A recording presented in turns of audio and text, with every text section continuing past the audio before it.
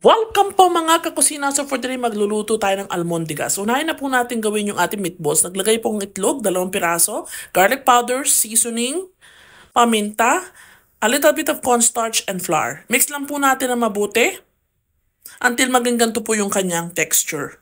And then we'll set it aside. Mag-isa po tayo ng bawang, sibuyas. Pagluto na po, ilagay po natin yung tubig pang sabaw. And then magdaglagay din po ako ng 2 pork cubes, paminta, a little bit of patis. Hayaan po natin na kumulo and then pwede na po natin ilagay yung ating mixture ng bola-bola. So makikita nyo po na lulutang po yan pag luto na sila, yung mga bola-bola. So ilagay ko na po lahat and then after nyan, pag lumulutang na po, luto na, lagay ko na po yung patola at miswa.